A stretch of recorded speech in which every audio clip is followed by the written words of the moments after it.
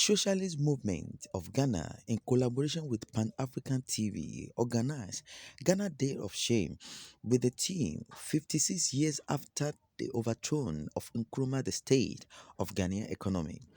According to the vice presidential candidate for NDC in 2020 election, Professor Jane Naana Opoku-Agyeman, in a presentation said that Ghana can be a better place through overranking vision and long-term plan to uplift the vulnerable and great prosperous nation that appeal to others. And evaluation. The vision must be anchored in uplifting the vulnerable and creating a nation prosperous and at peace with itself and with others. Let's begin by producing what we consume, the example set by Kwame Nkrumah. It is not a new idea, but it works everywhere, every time. Maybe dream bigger than Nkrumah did. With collective determination, dedication, zeal, and conviction, yes, we can. And the time is now. Finally, comrades, allow me to say this by way of ending. Human as he was, Kwame Nkrumah may have had his weaknesses. However, regardless how we choose to remember him, he was not corrupt. He was neither arrogant nor pompous. On the contrary, despite his worldwide acclaim, he remained the simple, selfless, conscientious leader that he was. We can all learn from this. The son of Yaneba was not born with a silver spoon in his mouth. He was not tribalistic or the primordial, irrational kind. He respected women and invested in the youth. Osagyefo worked hard to create a nation of one people with one destiny. He instilled confidence in us as Ghanaians and as Africans. It is the quality of Osagyefo's leadership that propelled Ghana into the world stage. It is not by accident that a statue graces the forecourt of the AAU building in Addis Ababa, and that he has been declared the African of the millennium. That is not a mistake. Neither is it an accident that his presence is felt in institutions, scholarship, buildings, establishments, edifices, highways in many African and non-African countries. He has earned his keep. Ghana today cries for that visionary leadership because it is an indispensable quality for the forward march that we yearn for. Kwame Nkrumah never dies. Thank you. That are locking forces in Ukraine now are nuclear armed powers. It doesn't take a deliberate decision, it just takes an accident. And what we're seeing now could change into Armageddon.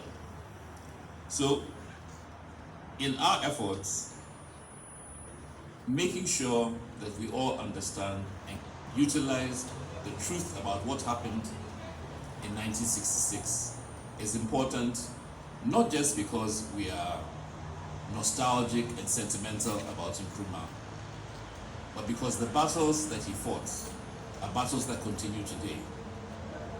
And the weapons that he tried to use, the struggle for peace, the struggle for justice, mobilizing ordinary people, remain the weapons that we must harness today.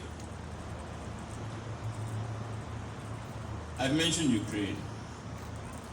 There are other examples that I could give, and the critical example that we wanted to look at today is just the state of the economy in Ghana today.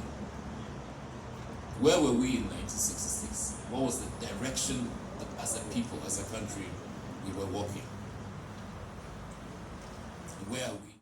Also speaking at the event was the General Secretary for SMC, Comrade Kwesi Pratt Jnr. In his statement said he believed that women in Ghana are ready for leadership because of the development of Ghana on the basic of self-reliance principle of equality that give Ghanaians a success assurance like the day of Kwame Nkrumah. I say this because I believe this very, very deeply. A couple of years ago, I got invited to the University of Cape Coast, which has started the Nkrumah Memorial Lectures. And I listened to Professor Jane Naana Opoku-Agyeman. And at the end of her lecture, I said to myself that the women of Ghana are ready and ready for leadership. I was left in no doubt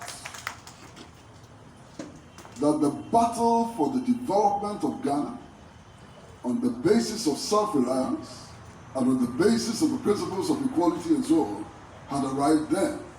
And I knew that one day we will succeed in implementing the lofty ideas of Kwame Nkrumah once again. That those who stayed the 1966 coup have failed and will continue to fail, and that the forces of progress, the forces of socialism and internationalism will triumph always over the forces of reaction and decadence.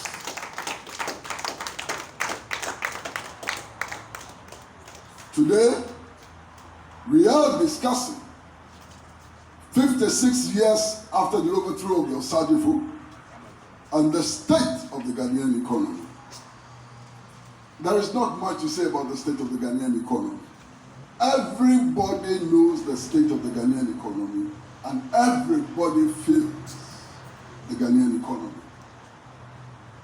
You know, some of our countrymen, when they are called upon to discuss the state of the Ghanaian economy, throw about meaningless statistics and meaningless slogans which have no relevance to the lives of our people. All of you know, and I need not tell you, that over the last 5 years, the price of kenkey has doubled. And you know that. The doubling of the price of kenkey is not an accident. That's a loud statement about the state of the Ghanaian economy. All of us know that over the last 5 years, the price of petroleum products have doubled. And that is a loud statement about the state of the national economy. All of us know our many friends and relatives who have not been paid for 7 months, even though they continue to go to work on a daily basis. That's a statement about the state of the Ghanaian economy. Only yesterday, the Minister of Finance made a rather interesting statement. The Minister of Finance, Honorable Keneforiata, looked all of us in the face and said that the Ghanaian economy is in tatters. And he said that if we don't agree to pay the E-LEVY, Armageddon will visit us. Clearly, the only solution they appear to have is E-LEVY. For their information, we will never pay that E-LEVY.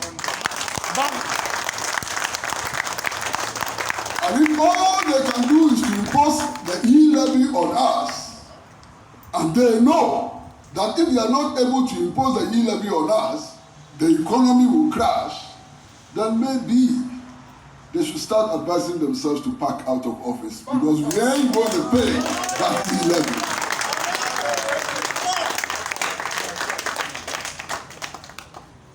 I am surprised, and anybody capable of applying common sense should be surprised that we live on the West African coast in a country called Ghana with 30 million people. 30 million people.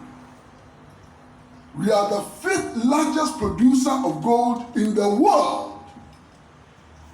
We are the largest producer of gold in Africa. We have diamond, we have manganese, we have enormous water resources. Our land is crisscrossed by all kinds of rivers, including the biggest man-made lake in the world.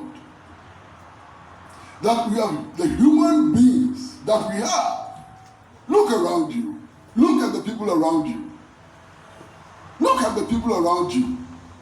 And that in spite of all of this, and in spite of a rich history of struggle against oppression and economic degradation, our leaders look us in the face and they tell us that the only solution they have is the imposition of E-LEVY. What an insult to all of us. What an insult to all of us.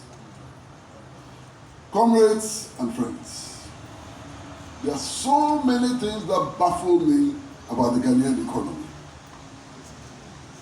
And one of the things that is most baffling is that any time we have some crisis, any time the crisis deepens, our leaders turn around and say, then we are going to the IMF and the World Bank. Is that not baffling? First and foremost, there is no country in the world which has been rescued from economic strangulation by the International Monetary Fund and the IMF. No country whatsoever. Nobody can point to one country in the world which has succeeded by following the prescriptions of the World Bank and the IMF. Now, secondly, who are those people who work in the IMF and the World Bank? Are they better than all the people we have trained in Ghana?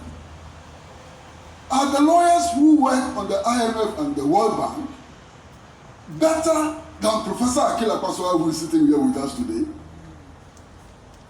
Are they more knowledgeable than all the economists we have produced from all of our universities? Do they understand the Ghanaian economy better than the market women in Makola and Salaga markets? Are we saying that out of 30 million Ghanaians, we cannot get the equivalent of those people in the World Bank and the International Monetary Fund? I think this frequent recourse to IMF and World Bank is an insult to the Ghanaian intellectual community. It's an insult to our capacity to think out of our problems. And governments which come to us and speak like that cannot be trusted, and we must not repose our confidence in such government. They are